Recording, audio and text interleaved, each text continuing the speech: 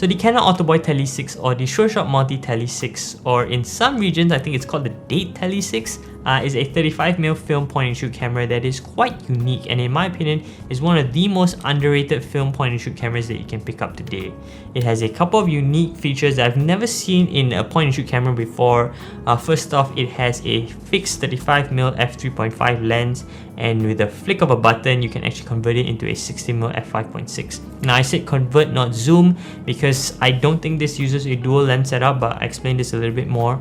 But the highlight feature for me is the fact that you can shoot full frame 35mm as well as half frame all inside one body.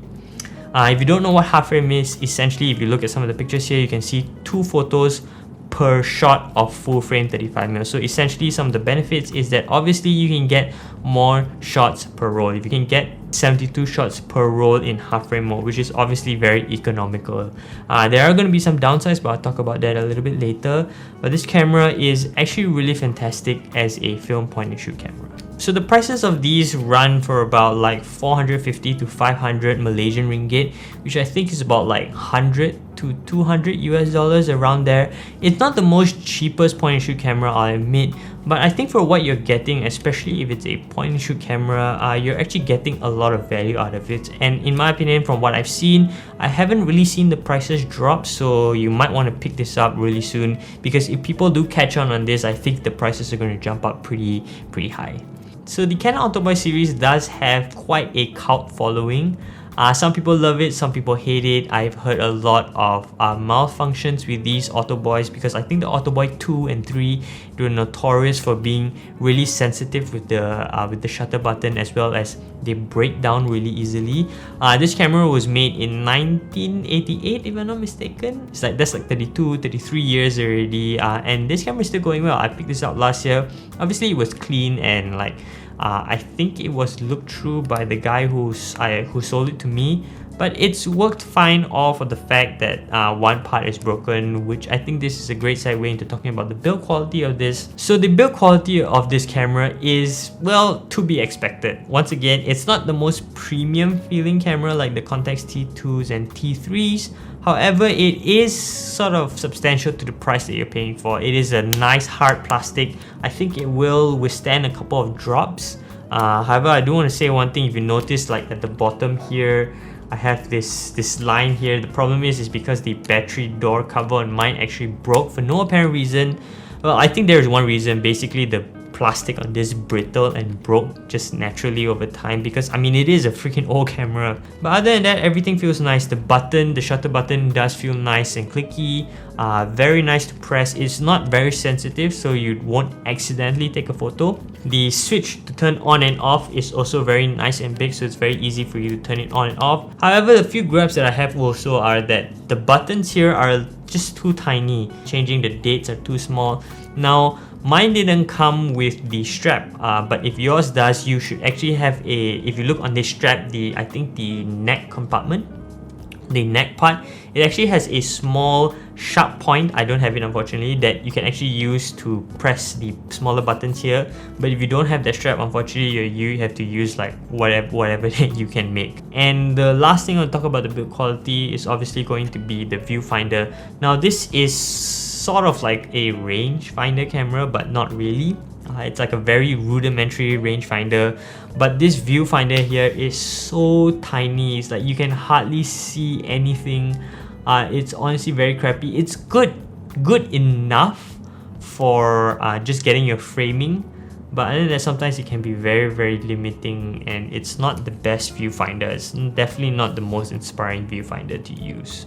So this camera uses a 2CR35 battery. I'm not so sure if that's the correct term. I'll put the correct one here. It's very easy to load in, and also loading is exactly the same like how any other point and shoot camera. You just open it, put it inside, bring the film across, and just close it. Everything is automatic, and it also has a really good fill flash, very powerful flash as well. The only downside to this flash, and you will read this a lot, is that you cannot control when the flash is going to come out. The flash is pretty much automatic. If you wanted to do like a group shot, like a self timer, there's also a self timer here. And if you don't have a tripod, it has this really handy dandy small leg here where you can put on the table, which is pretty cool and cute.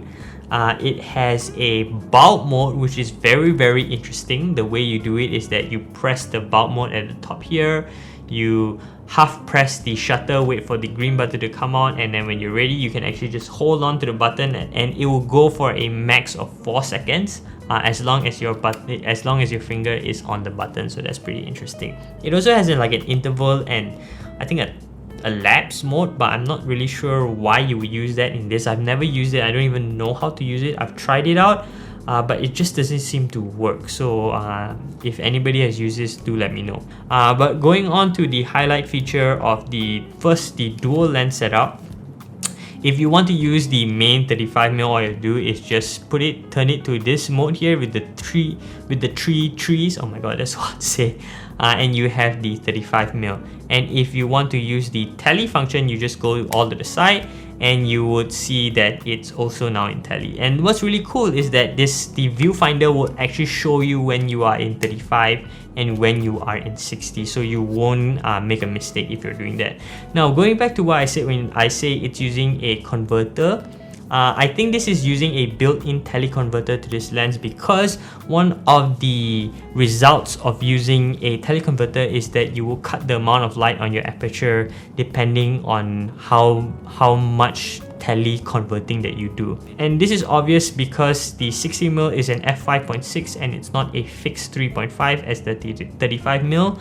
So that's pretty a telling sign that this uses a teleconverter inside. And if you look inside here, if I take a photo with the 35mm lens, it actually just comes out a little bit. But if I do the 60mm, it actually goes out pretty long. That's why I think it's using a teleconverter. It's kind of like pushing the lens out a little bit more to get that extra reach. So it's not really a dual lens setup per se, but it still works fine. The downside of this is that obviously the lens itself is not very sharp. But once again, I think that's something that you gotta compromise when you're using like a film point and shoot camera like this. You know, you're just going to reduce some of the quality because the glass inside this is made for like amateur use or like just everyday people use. Now obviously the highlight is that if you look inside here, the half frame function, which is really cool. One downside of using the half frame function is that you can only choose half frame or full frame per roll. You cannot like switch into half frame halfway through the roll. You sort of could technically if you rewind the film and then like change it halfway if you remember where you stopped, but it's really not possible. And the reason why, if you look here, is that there is this small knob that you actually have to push, and it actually closes and brings up these two things that will actually make that half frame. What's really cool as well is that if you're in half frame mode, the viewfinder will actually show you that you're in half frame. I can't actually show you because it's just too small. Now if you're using in half frame, the few things that you have to note is that if you're using in full frame, your horizontal is going to look like this, but if you're in half frame, your horizontal is going to look like this.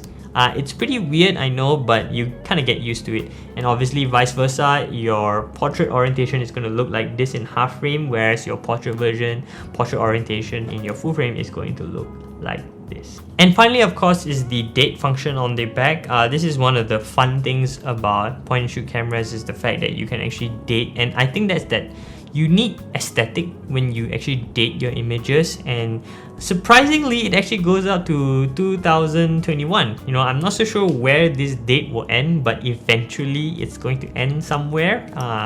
But for now, I just leave it on. And you can also change like the date structure as well. You can even put the time, which is pretty cool. So yeah, this camera, I think a lot of people are sleeping on this, and some of the images that I've been showing so far, I really love the photos that are coming out of this. It's a camera that I'm just gonna put in my bag. Now I'm not super serious. I'll probably shoot like Kodak Gold, Color Plus 200, or like some random cheap ass film that I don't really want to waste like, you know, expensive stuff on this because the lens isn't that great. but it's a really fun party camera. It's a really fun everyday camera. It's a really fun like friend kind of camera, you know, just want to capture everyday moments. And also it's not that expensive compared to like the T2, T3, the Leica Minilux and things like that. You know, those cameras, while I'm pretty sure they're fantastic and they're great build quality with great lenses, ultimately these film cameras are going to break one of these days, especially when they're fully electronic. So, you know, when you're getting a relatively cheap camera that gives you a lot of value and a lot of features, I think that's a bit smarter choice when you're buying like a point and shoot film camera lah. Oh, I do want to mention one more thing is some versions of the in other regions don't actually have this date function behind. I think this is the Japan version.